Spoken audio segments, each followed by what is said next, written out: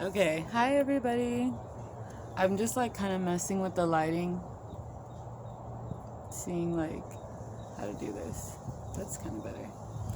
All right, hey. So, I hope y'all are doing good and you're staying safe, you're staying healthy, you're drinking water, you're eating garlic, you're taking your elderberry syrup and all of that good stuff, getting plenty of rest and making sure you're not stressed. Um, I'm so excited. Thank you to all my new subscribers. It's so good to see you just joining in on the conversation and following along. Shout out to my girl January for watching these videos, even though you ain't supposed to be. She also gave me like a lot of good ideas of some more content to offer you guys that I'm going to experiment with, as time progresses. So yeah, really excited. I'm gonna dive right into it. Today we're reacting to young Pharaoh's video that he just posted the other day about how to know your value. So pretty much I just want to go through it with you guys, and as we go through it, my goal is to pause and reflect on moments where either I was questioning my value or moments where I fully recognized my value and was able to do good for myself. So let's just jump right into it. I'm going to be playing it from my other phone, so bear with me. You can also see the ring light in my reflection, but it's okay. Do it that way.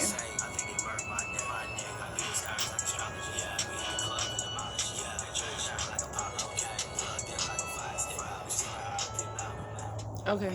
Family. This video right here is about how to know your value. We're going to touch on a lot of things in this video.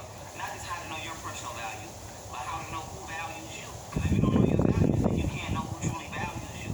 And if you don't know who truly values you, then you don't know what you're valuable for. So what is value? Value is something that's deemed worthy, beneficial, useful, or rare. Okay? Amongst other things. So, let's just deal with usefulness. Okay? How useful are you? That determines your value. Now, I know a lot of people don't want to place their value here, but that's because they're not useful. So this video is not for insecure people living in an artificial world and not dealing with reality. We're dealing with reality, okay? How valuable are you? How useful are you? How worthy are you? That determines your value. Not how good you look, unless somebody who needs your beauty finds you useful. Then you're valuable to people who need your beauty. But to people who need your intellectual skill, you're not valuable. So there is a such thing as being highly valuable in this area and non-valuable in this area. So the problem with the world today is nobody's mature enough to understand their value, and they're wandering into places where they have no value, feeling unvalued because you don't have no value over there. So what you need to do is take yourself where you have. If you're a carpenter, go where carpenters are. If you're a model, go where models are. Stop being models and then going where technologists are and feeling like you don't have no value. You don't have no value because they're not looking for that over there. So you're not useful. It's not a useful skill in that area. So let's just break down value, right? Okay, we're gonna pause there, and honestly, I'm just gonna like riff off of that. If you wanna finish that video, go ahead and follow YP. I've been following Young Pharaoh for a minute now, and I'm a fan. He says a lot of different things that are controversial to people, but I follow a lot of people. People are controversial. People are complicated. So, you got to take the good with the bad and really like use your discernment. So, the first thing that kind of makes me think of, to be honest with you guys, is the place I'm in like right now in my life. Prior to me being, on here on YouTube talking about spirituality and different ways that we can focus in and hone in on our well-being through like a multitude of different like practices or principles and values to have. I was like a club kid. I was really into nightlife. I was partying really hard, drinking all kinds of drugs, a lot of sexual partners, just like putting all of myself out there for anybody who would receive me, because that's what I kind of like incorrectly associated with like liberation and freedom. I thought in order for me to truly be free, I have to be able to do anything and everything I want as often as I want, you know, and it be inconsequential without anybody telling me no.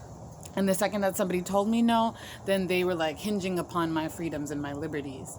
And just to like shoot it straight, you know, that like ended up being my demise, because at like the peak of that type of, you know, lifestyle, while I did gain like a lot of traction in terms of just like people wanting to know who I was, or followers on Facebook or Instagram, right? Like all of this artificial like success, right? I was also not well loved, you know. I wasn't, you know, supported by individuals who could see my behavior and tell me, hey, like slow down, or like, hey, like why don't you, you know, change up your diet and eat better? Why don't you, you know, look for jobs that are actually like worthwhile and going to help you to grow? And instead, like, I was just around people who, at no fault of their own, were in a similar state, you know, kind of just in this like escapist mode of wanting to live wild, young, and free, which also is a complete scam. Like, you live young, wild, and free so long as it doesn't deprive you from your ability to grow old. Right. And that's like a side note that I don't think is often mentioned enough when people are, you know, first breaking out of their homes and starting to experiment with what it means to be an adult. The transition from being a teenager into like young adulthood is wild. It's a second puberty, and we really do need to be more mindful of the examples we leave for one another, because oftentimes I've found that those can be traps for like self-sabotage. So yeah, I essentially like hit rock bottom. I had gotten like really unwell, and that's like a long story, a long conversation that we'll have like later. I wasn't working a job that fulfilled me. Absolutely nothing wrong with like stripping or like being into like kink work. None of that, right, is like inherently wrong, right? But I was still surrounded by people in those environments that were extremely toxic, and it was not a safe place for me to be as a young woman. Yeah, so that was like really like detrimental to the way I valued myself. And it was also detrimental to my ability to recognize that I had no real values that could guide me out of that situation. So yeah, it's kind of like, it's kind of a lot to think about. But when I finally was able to leave that situation and I moved back home with my family and I started to kind of rebuild myself, I was utterly and completely alone. And that was so frightening. I remember being like 22 years old and wondering like why I had no friends, when like maybe just a year ago or 2 years ago, like everybody wanted to know my name, right? But again, it was because what they valued me for was no longer something that I was offering. And we live in a country that capitalizes off of one another's demise for the purpose of entertainment. We love to see that person blow up and yell and scream.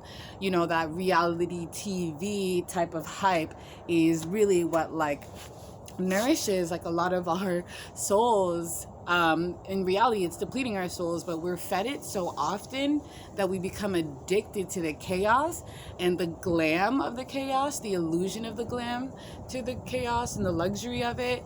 And we start to replicate those behaviors thinking that we're climbing this ladder to, you know, success, when in reality, you're just sort of selling yourself out. You're enslaving yourself again. So these are the types of things that I find it so important for us to talk about and be transparent with one another about, so that we can avoid losing our lives. Because I'm not going to lie, and again, like I said, this will be a conversation for another time, but I did get like sick enough to where my life was called into question, and it was something that I had to think about often. Like, okay, like, is this actually something that I'm going to be able to make it through? So yeah, it's a lot.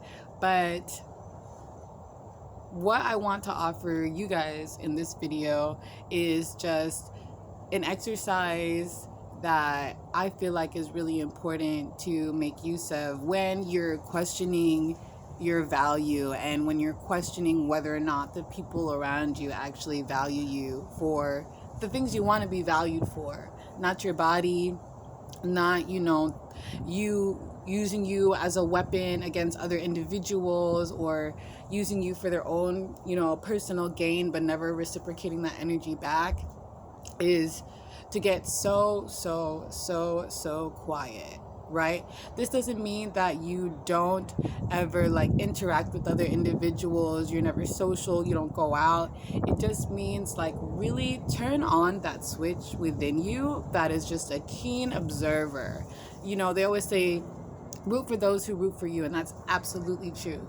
Pay attention to who celebrates your successes and for what reason. Because when I was younger and I was hype up into the glam art world, I had people constantly celebrating me for my successes, right? They were waiting for their own come up. They wanted to be attached to my name. But now that my name doesn't hold that same value, right? When I post just about like herbalism or holistic health, or how I am dismantling the toxicity and the destructive habits within myself, those same people aren't clapping as loud. Also, another thing that I'm trying to pay attention to is goodness, right? We have a lot of people in this world who are constantly just projecting goodness out. And that's a beautiful thing, because we do need that positivity to ground us, because the darkness is very real. However, sometimes those individuals, if they're constantly projecting goodness and not leaving space for you to talk about the areas in your life where you need to grow, and everything just has to be perfect with them, they also don't value you, because they don't value your process, and they don't value the reality of who they are, right? Like, they can only value what's good. They can't value what it takes to get to that point. And for all of us, we're works in progress constantly, So you're not always going to be at your high. Sometimes you are going to be low, but it takes somebody who really values you and sees you there to help you recognize that within yourself, and then not enable you and not baby you or do the work for you, but side by side, parallel, y'all come up together, And maybe that means that it's your friend who's like, hey, like, let me pray with you, or hey, like, let me like see how I can assist you in this way, or what did you mean by that when you said XYZ, because it sounded like you were kind of like being harsh on yourself, or that there's something deeper that you want to get at. So that's another way to kind of determine like who values you. And then the last thing that I would say is really important. I'm sorry, I'm thinking about a text message that somebody sent me earlier, also talking about how to take the time to learn how to value yourself, is just treating yourself to what you actually like, what you actually value, and seeing what makes you feel good, and spending more time diving into those hobbies or those foods or those environments that really just like nourish you. For me, going outside is a way that I show myself what I value about myself, my health, right? Being with the earth and recognizing myself as an earthling, getting grounded in my environment is a way that I like offer myself my value back to myself, because it's enriching. And when you see other people who are doing these similar things and reflecting those values that you hold, which is what young Pharaoh ultimately starts to discuss, then you can start to link up and build and increase one another's value. So just to break it down again, the 3 things to help you start to deduce what your value is and like where you're at right now and how to move forward and who's with you. 1, get really quiet and start to just pay attention to what triggers people, what causes people to support you, what causes people to fall back. And that doesn't mean that there's not conflict, right? I have a great friend named Ebony who was reading some literature, and in it said conflict is not abuse. If we're able to resolve our conflict in a healthy manner, then that's another way that I can see, okay, we value each other enough to work through this without allowing our egos to get in the way. So being silent and watching people's reactions, observing your own internal reactions without, immediately feeling a need to respond is one way to assess your value system. Second, what did we talk about? Okay. Ooh, you're going to have to forgive me. We talked about, getting silent. Talked about, behaviors and habits. Behaviors and habits, what feeds us, what doesn't feed us. Are we willing to let things go when they're no longer serving us? Those things will help us to assess our value. And then lastly, truly indulging in the things that do make us feel good so that we can increase our value and see that reflected in others and unite with them based off of that that common ground. So, okay. Hopefully this is helpful for you guys. Go check out that video that YP posted. It's awesome. And thank you guys for listening. All right. Bye. Also, shout out to Hamishi for making me this shirt.